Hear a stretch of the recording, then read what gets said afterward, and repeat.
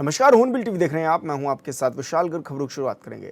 देहरादून में नियुक्ति पत्र वितरण समारोह का आयोजन किया गया, जिसमें सीएम पुष्कर सिंह धामी ने मुख्य अतिथि के रूप में शिरकत भी की है। इस मौके पर सीएम ने चिकित्सा विभाग के नवनियुक्त चिकित्सा अधिकारी, चिकित्सा शिक्षा विभाग के फार्मासिस्ट और उद्यान विभाग में नवनियुक्त प्रयोगशाला सहायकों को नियुक्ति पत्र वितरण किए हैं।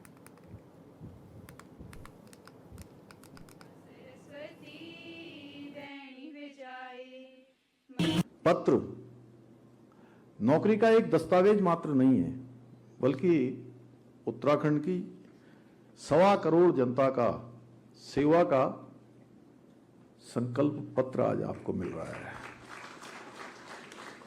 आज से आप सरकारी कर्मचारी नहीं, सरकारी अधिकारी नहीं, बल्कि आप अब आज से विकास के, उन्नति के, गति के और प्रगति के भागीदार बन रहे हैं। आपकी भागीदारी सुनिश्चित हो रही है। आज से आपके कंधों पर जन सेवा, विश्वास, उत्तरदायित्व और जिम्मेदारी की आपके कंधों पर दायित्व होगा। पारदर्शिता के आधार पर नौकरियां मिल रही हैं, तो युवाओं की ये सफलता उनको रास नहीं आती है। उन्हें दर्द इस बात का है कि राज्य में भर्ती हो रही है और बिना दलाली के हो रही है, बिना पक्षपात के हो रही है, बिना नकल के हो रही है। जिन्होंने अपने समय में इसको एक कारोबार बना दिया था, वे आज हमें ईमानदारी पर भी कभी प्रवचन देते हुए दिखाई देते हैं। मैं ऐसे लोगों से आप सबके माध्यम से कहना चाहता हूं कि हम युवाओं के सपनों के साथ खिलवाड़ करने वालों का हमें कोई प्रवचन नहीं चाहिए। आपने कोई एक ऐसा काम नहीं किया कि हम आपके प्रवचन सुनेंगे। उत्तराखंड की जनता भी अब पहचान चुकी है कि कौन युवाओं के भविष्य के साथी हैं और कौन युवाओं के सपनों के सौदागर हैं। ये प्रश्न आज सबके मन में है।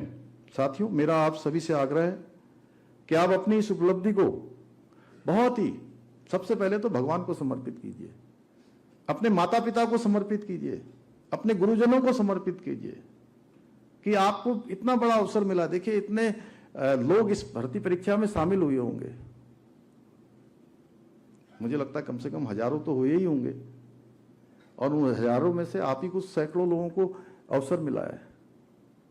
तो तय मानिए कि भगवान का साक्षात आशीर्वाद आपके सर के ऊपर है, इसीलिए आप सबको जो है चयन का अवसर मिला है।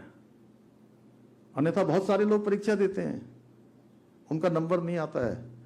अगर हम लोग भी आए ना यहाँ सरकार में और ये भर्ती परीक्षा में नकल रोकने का कानून लाए, सख्त कार्रवाई करी, तो मैं ऐसा मानता हूं कि आप लोगों के अच्छे कर्म थे, भगवान की कृपा आप लोगों पर थी, इसलिए हम लोग यहाँ आए।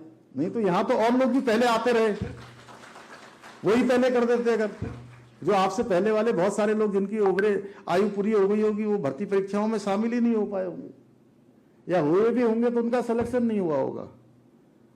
इसलिए मैं ऐसा मानता हूं कि भगवान की एक रचना है, भगवान का नियोजन है कि आप लोगों को पारदर्शिता के आधार पर ये परीक्षाओं में शामिल होना था, आपका चयन होना था, इसलिए भगवान ने व्यवस्था करी है। इसलिए मैं आपसे कहना चाहता हूं कि अपनी इस उपलब्धि को बहुत ही विनम्र भाव से, सेवा भाव के साथ ग्रहण करें और पहले दिन से अपना एक अकाउंट बनाते हुए चलिए। एक अकाउंट भगवान क्या बनता है? जब हम अच्छा काम करते हैं तो क्या होता है डाबर साहब उसमें? जब जब जब हमारा बैलेंस बढ़ता जाता है तो क्या बोलते हैं उसको? क्रेडिट होता जाता है। और जैसे ही जो है हमसे जानने में, अनजाने में कई बार कुछ बातें हमसे ऐसी भी हो जाती हैं जो हो सकता है कि उस समय ठीक ना हो, लेकिन वो अनजाने में होती हैं, तो उसको भगवान के यहाँ भी उसका अकाउंट भी होता है। और जान के जब हम गलती करते जाते हैं तो हमारा जो है वो डेबिट होता रहता है, यानी कि हमारा अकाउंट कम होता जाता है। और हम अच्छे काम करेंगे, आपके पास कोई गरीब व्यक्ति आएगा, जैसा गणेश जोशी जी कह रहे थे कि अब डॉक्टर सीधे पहले पर्ची लिखना शुरू कर देते हैं, कि पहले के डॉक्टर तो दवाई भी बहुत कम देते थे। मैं तो एक पॉलीगंज खटीमा के पास एक डॉक्टर था, वाजपेयी जी एक डॉक्टर होते थे, वो कानपुर के रहने वाले थे। ऐसी दवाई देते थे कि मतलब वो ठीक हो ही जाता था वहां जो जाता था। तो डॉक्टरों पर भी भगवान की साक्षात कृपा होती है, क्योंकि लोग उनको भी भगवान का ही जैसा रूप समझ के जो है उनके पास जाते हैं। तो डॉक्टर के बारे में जो ये अवधारणा है उसको हमारे नए डॉक्टरों ने और मजबूती देनी है और उसको स्थापित करना है। याद रखिए, ये केवल नौकरी नहीं है, बल्कि ये जन विश्वास की जिम्मेदारी है, जन विश्वास का रिस्पॉन्सिबिलिटी है।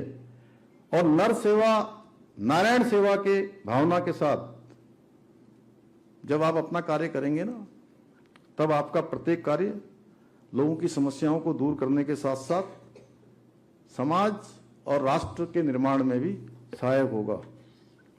साथियों, हम उत्तराखंड को देश का सर्वश्रेष्ठ राज्य बनाने के अपने विकल्प रहित संकल्प के साथ आगे बढ़ रहे हैं।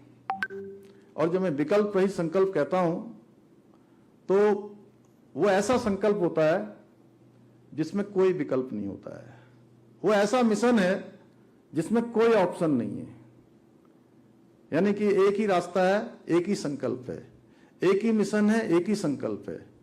और जिस संकल्प में कोई विकल्प नहीं होता है तो भगवान भी उस संकल्प को पूरा करते हैं, अपना आशीर्वाद देते हैं। और मुझे पूरा विश्वास है इस संकल्प को सिद्ध करने में, पूरा करने में आप सभी हमारे युवा साथी अपनी ऊर्जा, प्रतिभा, समर्पण और निष्ठा के साथ अपनी जिम्मेदारियों को निभाएंगे। पीएम मोदी की ईंधन बचाने की मुहिम रंग लाती हुई नजर आने लगी है। एक और जहां देश के प्रधानमंत्री ने अपनी फ्लीट में कटौती की, तो वहीं उत्तराखंड के मुख्यमंत्री धामी से लेकर कैबिनेट मंत्रियों ने भी अपनी फ्लीट में कटौती कर दी है। अब कम से कम वाहनों में नेता चल रहे हैं। वहीं मुख्यमंत्री धामी ने यह भी अपील की है कि हफ्ते में एक दिन नो व्हीकल डे भी मनाया जाएगा। प्रधानमंत्री नरेंद्र मोदी ने देश की जनता से आह्वान किया था कि पेट्रोल और डीजल की खपत कम से कम करें, जिसके बाद यह भी देखा जा रहा है कि प्रधानमंत्री नरेंद्र मोदी के साथ ही जब उनकी कैबिनेट ने वाहनों की संख्या कम कर दी तो अब उत्तराखंड में भी असर देखने को मिला है, जहां पर मुख्यमंत्री पुष्कर सिंह धामी सहित कई मंत्रियों ने अपनी फ्लीट कम कर दी है। यानी कहा जा रहा है जो गाड़ियों का काफिला 6 से 8 गाड़ियों का काफिला हुआ करता था वो अब मात्र 2 पर सिमट करके रह गया है। यानी कि तेल की खपत को कम से कम करने की ये कोशिश है, जिसके लिए लगातार काम किया भी जा रहा है। तो वहीं ये भी देखा जा रहा है कि मुख्यमंत्री पुष्कर सिंह धामी ने ये भी कहा है कि ज़्यादा से ज़्यादा ईवी वाहनों की खरीदारी आगामी दिनों में की जाए और ईवी स्टेशनों की बढ़ोतरी की जाए ताकि आने वाले समय में ईंधन की खपत कम हो सके। और साथ ही मुख्यमंत्री पुष्कर सिंह धामी ने ऑनलाइन पर भी फोकस किया है। उन्होंने कहा है कि वर्चुअली माध्यम से मीटिंग्स को अटेंड करें या फिर वर्चुअली माध्यम से जॉब्स भी करें। यानी कहा जा सकता है कि पूरा फोकस इस ओर किया जा रहा है कि ईंधन की कैसे बचत हो सके, साथ ही वर्चुअली किस तरह से ज़्यादा काम किए जा सके। और ऐसे में ये देखा जा रहा है कि मुख्यमंत्री पुष्कर सिंह धामी और उनकी पूरी कैबिनेट जहां लगातार करती हुई नजर आ रही है, ईंधन की खपत कम करती हुई नजर आ रही है, तो वहीं एक कैबिनेट मंत्री गणेश जोशी जो है वो उन्होंने अपनी ईवी स्कूटी भी खरीद लिया। यानी कि वो अब ईवी की स्कूटी से ही संचालन अपना कर रहे हैं। तो कहा जा सकता है कि पूरी तरह से ईंधन की खपत को कम करने की ये कोशिश है, कवायद है जिसको पूरा करने की कोशिश लगातार जारी है। ऑनबिल टीवी के लिए देहरादून से विशाल कर।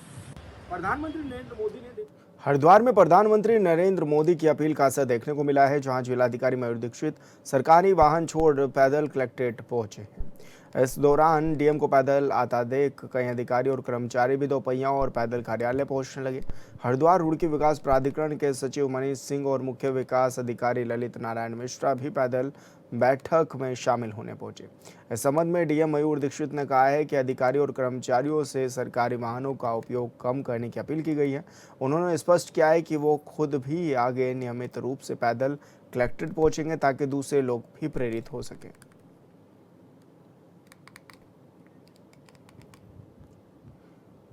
डोईवाला विधायक बृजभूषण गैरोला डोईवाला में आयोजित एक कार्यक्रम में भाग लेने के लिए सिटी बस में पहुंचे। विधायक के कार्यक्रम स्थल पहुंचने पर नगरपालिका अध्यक्ष नरेंद्र सिंह नेगी समेत बीजेपी नेताओं और कार्यकर्ताओं ने उनका स्वागत किया। इस मौके पर विधायक गैरोला ने कहा है कि प्रधानमंत्री नरेंद्र मोदी की ओर से जनहित की गई अपील की सभी नागरिकों को पालन भी करना चाहिए। उन्होंने कहा कि वर्तमान समय में डीजल और पेट्रोल की कमी जैसी परिस्थितियों का सामना करना पड़ रहा है।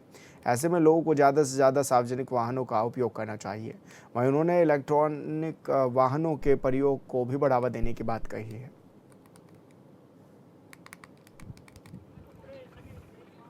हम लोग जो है अपनी जो कारें हैं, गाड़ी हैं, उसका कम से कम उपयोग करें और फ्यूल को बचाएं।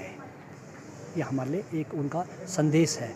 और जितने भी सरकार में बैठे हुए, चाहे माननीय मंत्री जी हैं, माननीय मुख्यमंत्री जी हैं, केंद्रीय मंत्री हैं, सब ने अपने अपने प्लेट में काफ़ी उनकी संख्या कम कर दी है। और ये सारा एक बहुत अच्छा संदेश उन्होंने देशवासियों के लिए दिया है। मैं अपने देश के यशस्वी प्रधानमंत्री जी का बहुत बहुत धन्यवाद, बहुत बहुत आभार प्रकट करता हूँ। और मैं भी सुबह से अपनी विधानसभा क्षेत्र में कुछ राजर्षि विहार और अपने आदर्श कॉलोनी आदि क्षेत्रों में मैं आज वहाँ पर कुछ मेरे भ्रमण के कार्यक्रम थे। कुछ विभाग के अधिकारियों के साथ मुझे कुछ क्षेत्रों का निरीक्षण भी करना था, कार्यों का, तो वहाँ पर भी मैं स्कूटी से गया हूँ। और हमारे साथ जितने भी हमारे जनप्रतिनिधि थे, हमारे वहाँ के 95 वार्ड के पार्षद रवि गोसाई जी थे, वो भी हमारे साथ स्कूटी से सब लोग आए हैं। और अभी मेरा यहाँ पर ये कार्यक्रम है डोईवाला में, जो मुख्यमंत्री हुनर योजना के द्वारा, जो यहाँ पर इस संस्था के द्वारा, हमारे हंसी भाई की संस्था है जो हाँ। तो आज मैं भी इसमें अपने निवास स्थान से, उसके बाद में कार्यक्रम स्थल से आज वहाँ अपने जो सिटी बस होती है उसमें बैठ के आए। हमारे साथ कुछ कार्यकर्ता भी उसमें बैठ करके आए हैं। पीएम मोदी की गैस और ईंधन को उपयोगिता के हिसाब से इस्तेमाल करने की अपील का असर अब प्रदेश में भी देखने लगा है। कई बीजेपी नेता अपने 4 पहिया वाहनों को छोड़कर 2 पहिया या इलेक्ट्रिक गाड़ियों का इस्तेमाल करते नजर आ रही हैं। नेताओं का कहना है कि इस संकट की घड़ी में सभी को प्रधानमंत्री की बातों पर ध्यान देना चाहिए और एकजुट होकर काम करना चाहिए। बिल्कुल हमारे यशस्वी प्रधानमंत्री जी द्वारा विश्व की स्थिति को देखते हुए, विश्व के संकट को देखते हुए, जिस प्रकार से भारत को इस संकट से बचाना है, चाहे वो किसी भी प्रकार का संकट हो, आर्थिक संकट हो, चाहे हमें विदेशी मुद्रा की हम बात करें, उसको हम अपने भारत में रोकने के लिए, ये सब भावनाओं को ओतप्रोत होते हुए और उनकी बातों को आम जनता के मन की बात समझते हुए मैंने भी एक इलेक्ट्रिक स्कूटर खरीद दिया है। और मेरा प्रयास है कि आने वाले समय में हफ्ते में कम से कम मैं 3, 4 या 5 दिन डीजल का कम प्रयोग करूंगा, गाड़ी का 4 व्हीलर का कम प्रयोग करूंगा और 2 व्हीलर पे चलूंगा। मैं पूरे देश की जनता से आह्वान करता हूं, माननीय प्रधानमंत्री जी के निर्देश पे हम सबको विदेशी मुद्रा बचानी चाहिए। जितना हो सके कम से कम खर्चा करें। अगर पूरे देश में 25% भी मुद्रा बचा पाए तो बहुत देश का हित होगा, और देश के हित में हम सबको ये चीज अनुसरण करना चाहिए। विश्व प्रसिद्ध केदारनाथ धाम की यात्रा इस वर्ष नए आयाम स्थापित कर रही है। 22 अप्रैल से शुरू हुई यात्रा अब 22वें दिन में प्रवेश कर चुकी है और अब तक 5 लाख से ज़्यादा श्रद्धालु बाबा केदार के दर्शन भी कर चुके हैं। यात्रा के शुरुआती चरण से ही श्रद्धालुओं की रिकॉर्ड संख्या धाम में पहुंच रही है, जिससे पूरे क्षेत्र में श्रद्धा, उत्साह और आस्था का अद्भुत संगम भी देखने को मिल रहा है।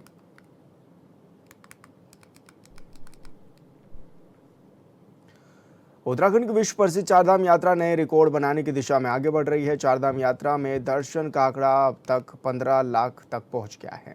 यात्रा में प्रशासन और सरकार की ओर से यात्रियों की सुरक्षा के पुख्ता इंतजाम भी इस दौरान किए गए हैं। उत्तराखंड में चारधाम का आंकड़ा दिनों दिन बढ़ता जा रहा है। लगातार लोग चारधामों में अपना रुख कर रहे हैं और ऐसे में बड़ी संख्या में चारधाम में तीर्थयात्री पहुंच रहे हैं। सबसे ज्यादा जो केदारनाथ धाम में तीर्थयात्री पहुंच रहे हैं और ऐसे में ये कहा जा सकता है कि लोगों की जो श्रद्धा है वो बढ़ चढ़ कर दिखने लगी है। हालांकि व्यवस्थाओं को चाक चौबंद करने की पूरी प्लानिंग भी की गई थी और व्यवस्थाओं को चाक चौबंद भी किया जा रहा है, लेकिन ये आंकड़ा ये बताया जा रहा है कि 15 लाख के पार पहुंचा है श्रद्धालुओं का आंकड़ा और दिनों दिन चारधाम यात्रा में श्रद्धालु बढ़ रहे हैं। सबसे ज्यादा केदारनाथ, उसके बाद बद्रीनाथ और गंगोत्री यमुनोत्री में दर्शन के लिए यात्री जा रहे हैं। हालांकि मौसम का मिजाज भी इन दिनों बिगड़ता हुआ नजर आ रहा है, जिसके लिए अपील भी बार बार लोगों से की जा रही है, यात्रियों से की जा रही है कि वो अपनी यात्रा को सावधानी पूर्वक चले और साथ ही अपना ध्यान भी रखें। ऑन टीवी के लिए देहरादून से विशाल। देहरादून में स्वास्थ्य व्यवस्था पर बड़े सवाल खड़े हो रहे हैं। क्लिनिकल एस्टेब्लिशमेंट एक्ट के सख्त नियमों के बावजूद जिले में सैकड़ों अस्पताल बिना वैध रजिस्ट्रेशन के संचालित हो रहे हैं। स्वास्थ्य विभाग की कार्रवाई और चेतावनी के बाद भी कई अस्पताल नियमों को खुली चुनौती देते नजर आ रहे हैं। मुख्य चिकित्सा अधिकारी डॉक्टर मनोज शर्मा ने बताया कि जिले में करीब 600 अस्पताल बिना रजिस्ट्रेशन के संचालित पाए गए और 490 अस्पतालों ने अपना पंजीकरण निरस्त कर संचालन बंद कर दिया है। वहीं स्वास्थ्य विभाग का कहना है कि नियमों का उल्लंघन करने वाले अस्पतालों के खिलाफ लगातार कार्रवाई भी जारी है।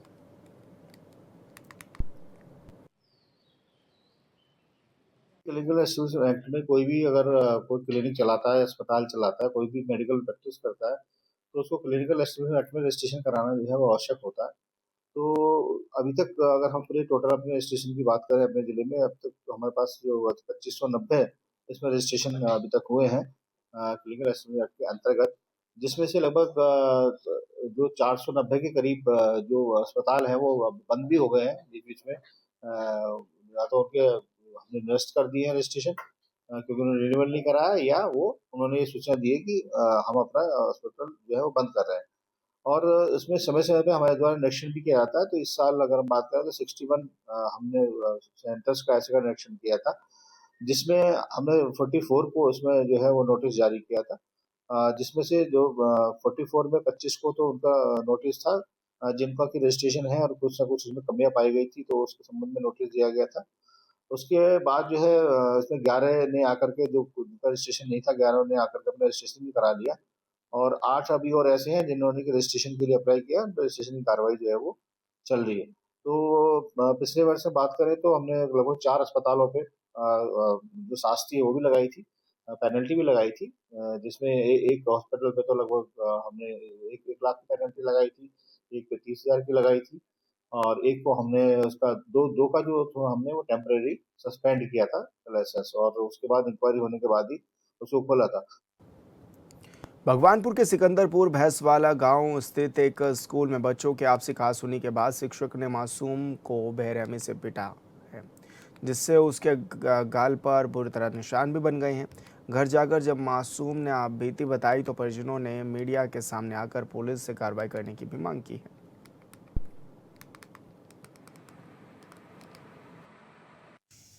मसला ऐसा है, मोहम्मद अल्फैज है इसका नाम, मेरा भतीजा है, ये सरकारी प्राइमरी स्कूल में पढ़ता है। ये आज किसी कारण से बच्चों में हुई हो कोई बात, तो इन्होंने मास्टर जी ने ब्रजपाल सिंह नाम है इनका, इन्होंने बहुत बुरी तरीके से मारा इसे, इतना मारा कि खून, ये देख लो तुम अगर देख रहे होंगे एक स्क्रीन पे जो चल रहा है, ये कल्ले में पूरे लाल हो रहे हैं और खून चल रहा है इसमें। अब हमें बाद में पता लगा जब स्कूल बंद हो गया। अब हम कल इस पे क्या कार्रवाई करें सर, बताओ इसका हम क्या करें इसके बारे में, अब बताओ। ये कक्षा 5 का छात्र है।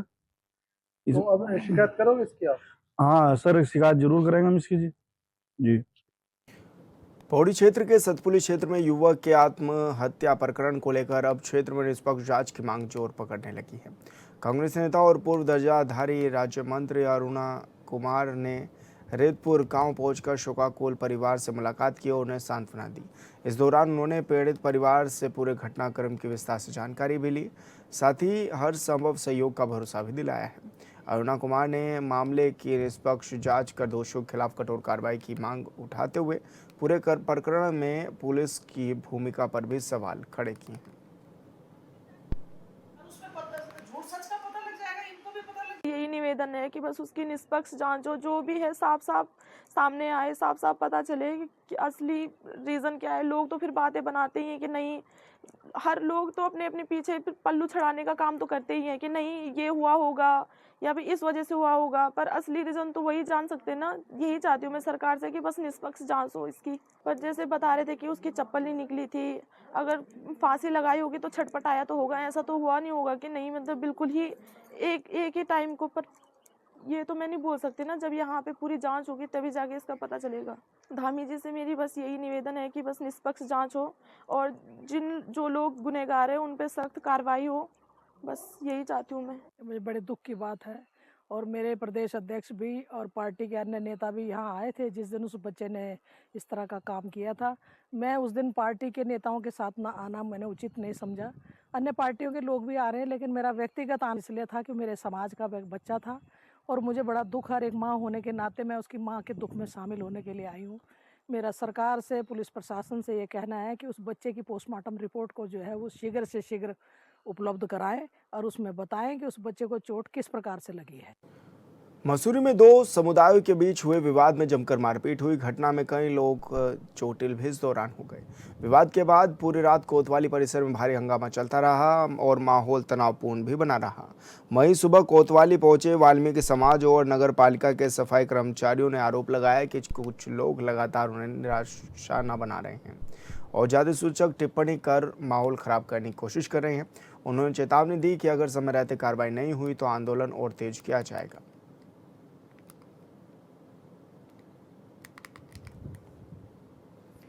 ऋषिकेश के खदरी सड़क माफ में शॉर्ट सर्किट के चलते झोपड़ी में आग लग गई, जिसकी चपेट में आने से एक बुजुर्ग की जिंदा जलकर मौत हो गई। सूचना पर पहुंची पुलिस ने घटनास्थल का जायजा लिया और मामले की जांच पड़ताल में जुट गई है। थराली के मुख्य बाजार के समीप एक पुराने लकड़ी के मकान में अचानक भीषण आग लग गई। आग लगने से क्षेत्र में अफरा तफरी का माहौल बन गया। सूचना मिलते ही फायर ब्रिगेड की टीम मौके पर पहुंची और पुलिस विभाग की टीम भी मौके पर पहुंची, जिसके बाद आग पर काबू पाने की कोशिश की गई है। दिनेशपुर के छतरपुर इलाके में स्थित एक टायर गोदाम में भीषण आग लगने से इलाके में अफरा तफरी मच गई है। इतना ही आग इतनी भयानक थी कि देखते ही देखते पूरे गोदाम को अपनी चपेट में ले लिया और आसमान में धुएं का काला गुब्बार भी फैल गया।